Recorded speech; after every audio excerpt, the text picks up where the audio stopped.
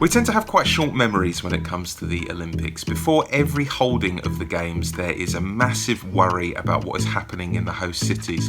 In London for 2012, there were fears that the transport system would completely collapse under the great weight of the Olympic machine. For Rio 2016, it was a Games taking place in the shadow of the Zika virus, and there were protests going on throughout Brazil at that time.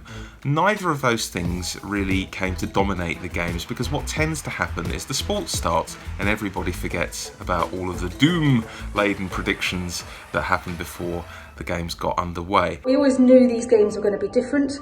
I think the biggest burden has fallen on the Japanese public.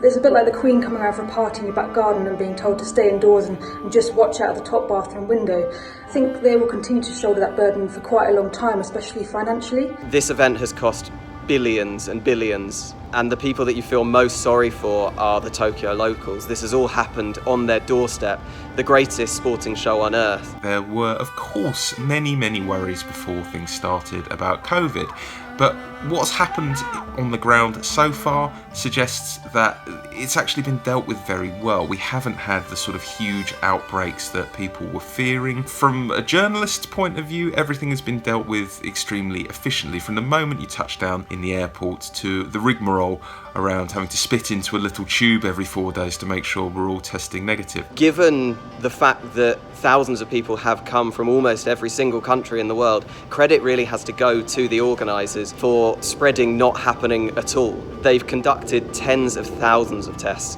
and the number of positives that they found have been absolutely minuscule. I've not come across much opposition or any opposition out here. All the volunteers, from the taxi drivers, hotel staff, those at the venue, they've all been very accommodating and polite, and in many ways that's due to their culture. For example, if it was in another country, perhaps we would have seen more opposition.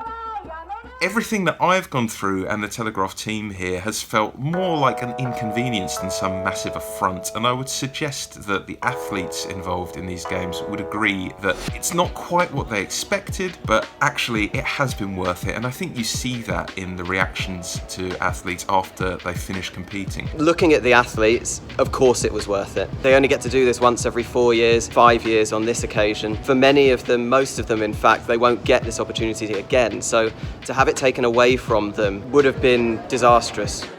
As for the sport itself, I've been privileged to cover 3 Olympic Games now, and the reaction of the athletes has been just the same as those other Games, perhaps even more so now that they're competing again after such a break. Were these Tokyo Olympics worth it? It's a very difficult question to answer. I think from a British perspective, yes, 100%. Was it worth it from a Japanese perspective?